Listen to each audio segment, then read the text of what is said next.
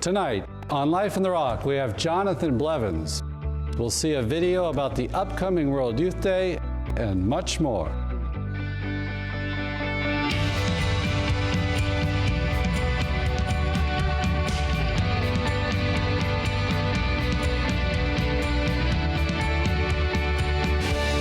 Welcome to Life on the Rock. Tonight, our guest is Jonathan Blevins. He's got a new podcast coming out called Is This for Kids? They'll be looking at all forms of media to see if it's appropriate content for kids to watch. And EWTN will also be covering World Youth Day in August from Lisbon, Portugal. And we're now going to a video with Colm Flynn.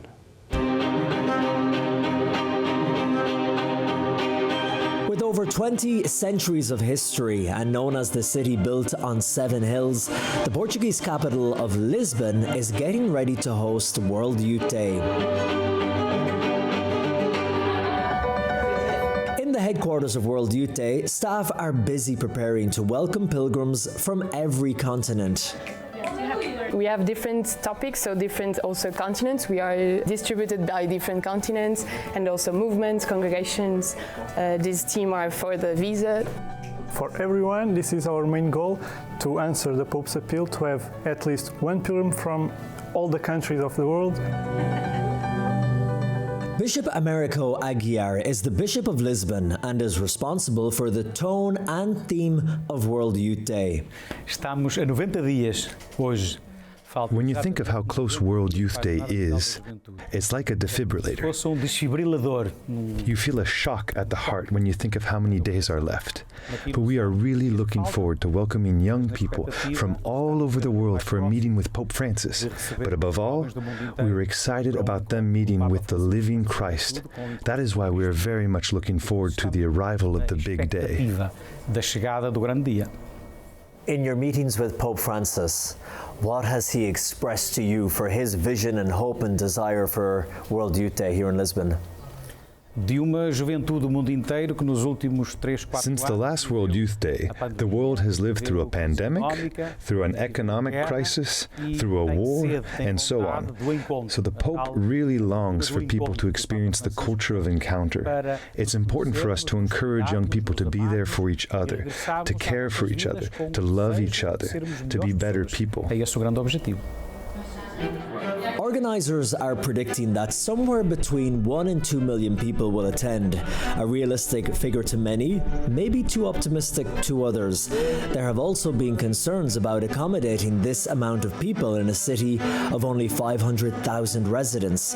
The mayor of Lisbon, Carlos Modeas, has a simple message: worry about that later. I know that I've spoken to a lot of young people around the world who really want to come to Lisbon for the event, but are finding it difficult to find accommodation, or the accommodation that they see on Airbnb or in hotels, the prices are astronomical and they're worried that they might not be able to afford it. My advice would be come. We'll find you a solution. I mean, there's a lot of families that are opening their places. We are opening schools, places that people can sleep and stay. And if there's one characteristic of the Portuguese people, it's that people like to host foreign people. They like to receive. They like to have people at home. The cost of hosting World Youth Day is estimated to be over 100 million euros, 80 million which will be funded by the Catholic Church, and a further 30 million which will be given by the Portuguese state. The staging area for the Pope's final Mass originally had a price tag of 5.6 million euros, which was then revised down to 2.9 million. This huge cost involved in hosting the event is something that has come under severe scrutiny. So basically we made different choices. Before it was going to be taller, like higher, the structure, and we had to bring it down a bit so that the cost will go down as well. What about some of the backlash from people? I know here in the media there was some controversy around, for example, the price of the stage at over 2 million euros and the overall cost of hosting the event. Some people were wondering here in Portugal, is it worth it? What do you say to people who have those concerns? Everything costs a lot of money. The stage, the logistics, everything. The cost is significant, but we are working at a reduced cost. But this is something that the Portuguese state believes in, and the Church believes in, and the Holy See believes in. This is an investment that will have a return, and of course not just an economic return, but more importantly, a spiritual return in terms of changing the lives of these young people. But in terms of criticisms, we have to accept them with humility, correct what is wrong, and move forward. But regardless of the cost and huge logistical challenge this will be for Portugal, young Portuguese Catholics are hoping that it will be a special opportunity for their country to help other young Catholics grow in their faith. I think it's going to be great. I think deep down we are so excited to have Catholics from all over the place and non-Catholics who also are coming in our country. Well, we have to remember the basic things. Christ said, if you want to follow me, pick your cross and follow me. So follow him. If he says go to Portugal, then come to Portugal. It's not that hard. It's not that big of a cross, no. Yeah. It isn't, yeah. It's not that big. If you live in Portugal knowing truly in yourself that Christ is my King, Christ is King of Kings, you have your life done. Your family and your neighbors will see Christ in your face and will be obvious, and you'll be this instrument to get the gospel across. And for Bishop Americo, he is confident World Youth Day will be a transformative experience for the young people, no matter where they come from. It doesn't matter if I'm black or white, from the north or from the south. If we have different sensitivities, if we like different sports, different politics, I'm left, I'm right. No, we must recognize this as wealth. And knowing this as a wealth, we're going to build a world that is different. And the journey in Lisbon can help do just that, a chance to build a new future. This could be the profound result of World Youth Day here in Lisbon. Profunda da Jornada Mundial da Juventude de Lisboa.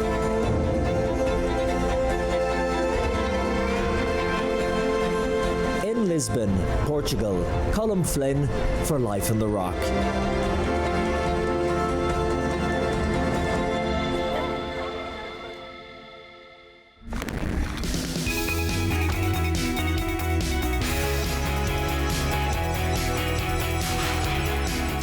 Well, Jonathan Bearded Blevins, welcome back. Thank you, brother, for having me.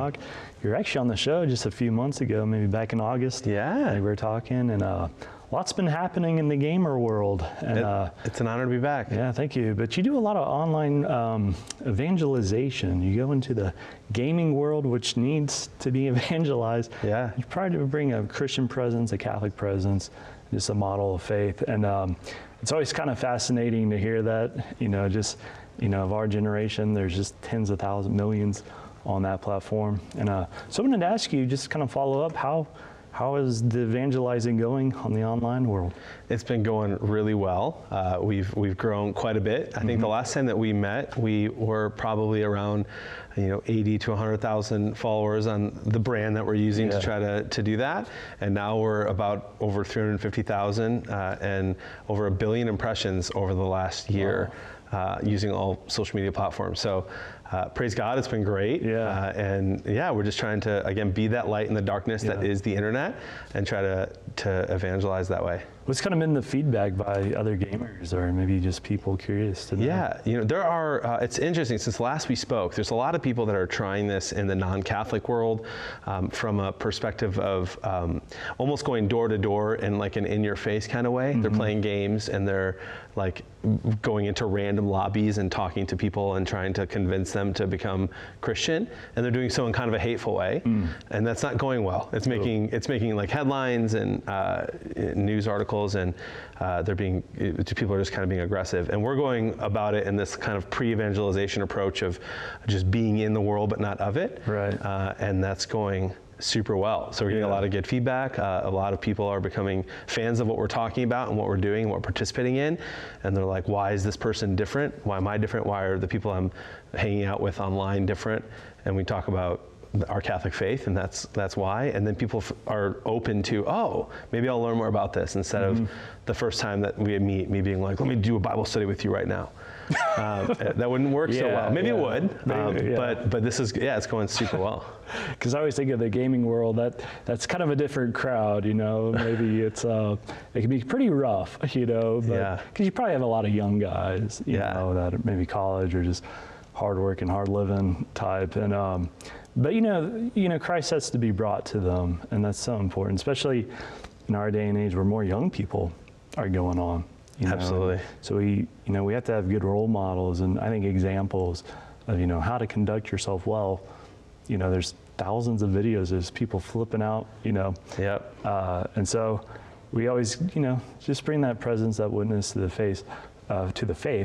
But what's new? What's going on with you? What's the newest thing? Well, we have a lot going on right now that we're excited about. You know, last time we talked, you know, I'm live about 40 hours a week on Twitch, which is a platform that is like YouTube or Facebook, if you will, that allows live streaming. I'm still doing live streaming, but we're really focused on content that can reach even more people. And so we're working on a couple of different podcasts at the moment. So we're working on a sports podcast, and which is, I can't talk too much about yet because we're still working the details out. And then another podcast that really is kind of in the media realm, geared towards really parents and grandparents, called Is This for Kids? And the idea of that is basically looking at, I mean, every week, right, there are hundreds of new albums, video games, movies, TV shows, you name it, new media released into the world. And my wife and I are very particular about what we let our kids watch, the screen time that they have. We don't give them a lot compared to a lot of our friends. But we understand that, like, it's better to put your kids in front of a wholesome TV show for 25 minutes than it is to, like, send them across the street into traffic, right? So parents are going to be using this kind of stuff. So why not find stuff that's going to uplift families and be kind of like a voice for the good, true, and beautiful in media. And so we're starting this podcast, Is This for Kids? Reviewing different forms of new media to help parents who don't have time to keep up with every single new thing coming out, or even old stuff, in order to figure out what they should or should not let their kids watch. Because, I mean, in our world today, we are just bombarded with so much content. And it is like, it's pretty relentless. And I was kind of laughing the other week. It was like I heard this song and it sounded new. I was like, man, have you heard this new song? Only to find out it's like 20 years old. You know, and it's like, well, maybe I'm out of touch, you know, with that reality. But, you know, you're a father. And so I know that it's probably been kind of weighing on you to really kind of go maybe into this direction, maybe those you work with. Where did this idea come from? Yeah, the idea came from, there's a show called Bluey out there right now that is like one of the most popular shows in the world for little kids. It's made in Australia. It's a mom and a dad and two little girls. They're puppies. They're all a puppy family living in like middle class Australia. The dad is very involved in playing with the kids. The mom is always teaching different lessons. And there's like nothing wrong with the show yet. Tune into our podcast. Our first episode will probably feature Bluey. I'll have to watch every single episode. But it's this incredible show that just doesn't seem to have any political agenda, doesn't seem to have anything that they're pushing other than just good family values. And I was watching that and I thought to myself, there should be more stuff out there like this. And then maybe there is, but I don't know where to look to find other things like it. So I asked my wife, have you heard of or seen anything like this? No. You know, maybe Daniel Tiger, but I think Daniel Tiger is interesting. It's a show about tigers and all they eat is vegetables. So I don't trust that immediately. Tigers eat meat. Why are they eating vegetables in this show? It makes no sense. I don't trust it. But we were having this, my wife and I were having this great conversation. And I was just like, I don't know where to turn. We use Common Sense Media, which has been a great resource for us for movies and stuff, but there's just nowhere to go with a trusted source of voice that's familiar with our parenting style of just wanting to raise good human beings. And so we're like, why don't we create it? Why not be that voice for parents out there who are looking? And again, there's just, even if you want to be the best parent ever, you don't have, unless you're getting paid to do it, you don't have time to go through every single show, every movie, every social media app, every video game.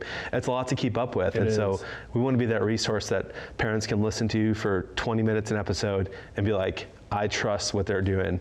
I'll let my kids watch or not watch this. Wow. Because I think of that, like, that's a pretty big undertaking. So I don't know, how many are working on this with you?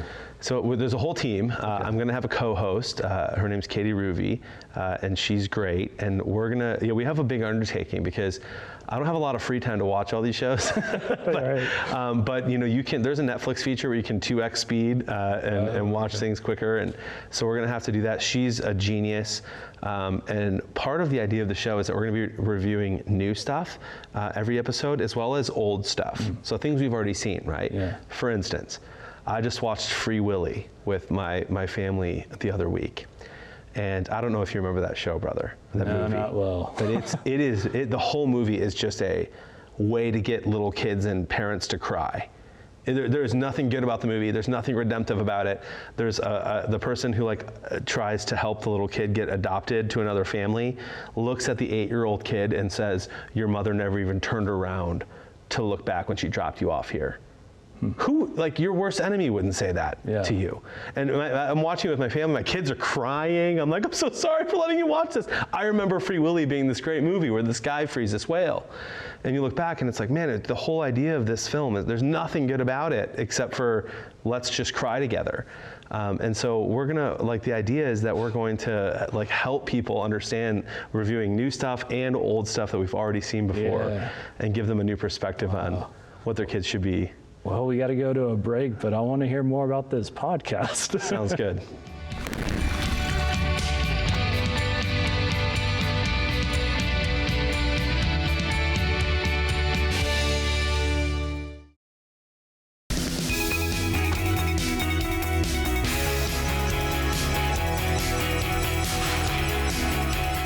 Well, Jonathan, I'm fascinated with this podcast because it sounds like you're taking on the world, you and your team. But I wanted to ask you, what's the strategy? How are you going to kind of approach this? Yeah, the idea is that, and everything that I do right now with this new media company, we're looking at it through the lens of pre-evangelization. Okay. So how can we reach the culture as a whole, not just Catholics, but also Catholics, right? And so this is why I'm so excited about this entire project and this podcast, which will also be filmed as well. So we'll have YouTube videos as well that'll be up. And it's like a bonus. It's a bonus. You might be able to find those on EWTN as well, which is really fun. But we're looking at this as how can we reach just parents in general, right, between the ages of 20 and 50, you name it, to inspire them to care about the content that their children are consuming. And so the idea is that we're not starting every episode with, this episode's dedicated to Padre Pio, and let's close with a Hail Mary. That's fine, that's great, but we want this to kind of be a non-religious experience for people so that it can reach as many people as possible so they can be giving their children content that is uplifting, and they don't have to know that it's coming from a Catholic. Yeah. But because it is, hopefully it will be endorsed and a good thing. We'll start putting the numbers together. Yes, you know what I mean? You start, I can't tell you the amount of friends I have that look up the show Bluey and that are like, Bluey has to have Catholic founders. They have to. Look at the show. Yeah. There's nothing weird about it. And you just can't find anything out there. They will be able to find things about me that I am Catholic, and that's fine. Yeah. But the strategy really is to go big and to just really say to parents, you should care about what your child is consuming online. Yeah. And we can help make sure that it's going to be a wholesome experience. So you're really just casting a net. Yeah. And trying to catch whoever, because again, I think with in today's world, there's just so much. And, to kind of sort through all that, again, things are just being released. Yeah. At such a phenomenal rate. And, but of all kind of maybe the subjects, are you starting with movies or TV or music? What's the first on the line? Yep, well, so every single episode is going to have one video game, new and old, one movie, new and old, one show, new and old, and an artist, new and old, with a potential of a social media platform as well. And so kind of, I know that's a lot, right? But we're talking about like hard hitting and fast on each one of those. But the idea is just in general, like, yes, it's overwhelming to look at all those things in every single episode, but that's what, I mean, it's more overwhelming what's being, like you said, brother, putting out there in front of young people, right? They've got, if you're on TikTok for 10 minutes, you're going to see 20 different brands, and you're going to see 50 different videos putting all kinds of stuff in front of people. And so people are used to this. Yeah. And so we're going to be really focusing on everything. What I think is going to appeal to most people, though, is going to be the movies and the TV shows. Okay. Yeah, I would probably say so too. I mean, just because, especially like with movies, sometimes that's a group environment too, just rather than on your own and everything. But what do you want the viewer to really get out of this? Yeah, I want so I look at the average parent, right? The average parent, if they're, like my wife stays at home. So when I say average parent, they could both be working, they could be single parent, I want the average parent does not have time to keep up with everything that their kid or that they are being inundated with.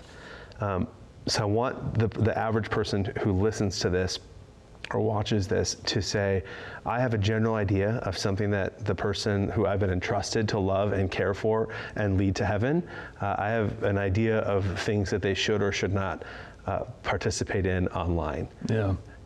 And now with the screening process, are you watching everything, or are you kind of also looking at other reviews and just kind of collecting data? Or? Yeah, so we're going to be watching everything. Every episode, for instance, if there's a TV show that's been out for a long time, there's 10 seasons, we might watch the first 2, and we'll make that very clear in our podcast description of what we're speaking about, because maybe something can change later on.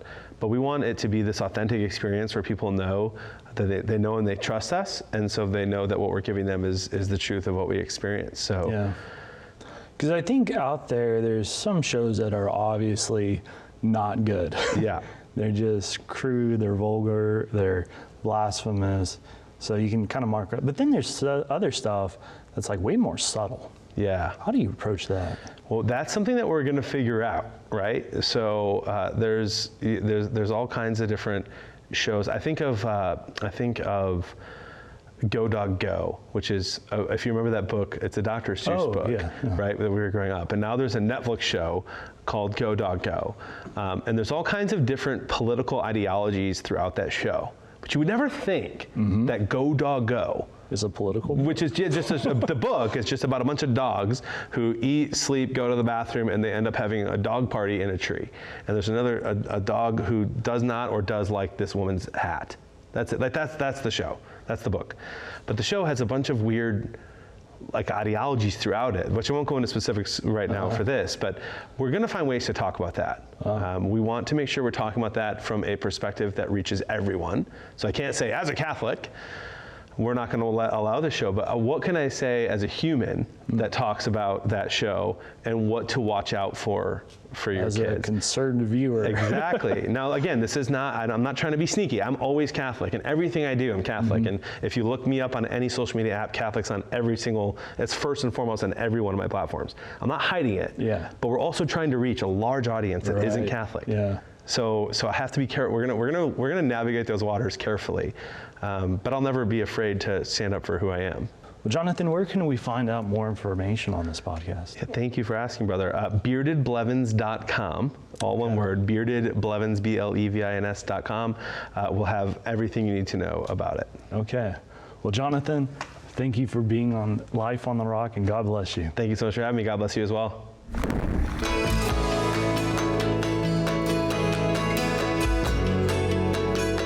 2 points I love about the conversation tonight was that the Catholic Church and preaching the gospel needs to be in this sphere, and also we have to protect young people from what's out there. The culture is so antithetical to the faith in so many ways, aggressively secular. We have to be looking at content and what kids are viewing online. And I think we also need to pray, for our parents, and especially the work that Jonathan is putting together, because it's needed, and it could be a strain because they're taking on a lot of content and material, so they need grace. So yeah. I think it'd be great. Maybe stay-at-home moms or something can help them look at some of this content and help them. That'd be great. But we'll send you that vineyard with a blessing. May our Heavenly Father shine His face upon you. May He give you His peace. May He fill your hearts and minds with His wisdom, that you may raise up children of God, holy men and women for the Lord. May God bless you, the Father and the Son, the Holy Spirit. We'll see you next week on Life on the Rock.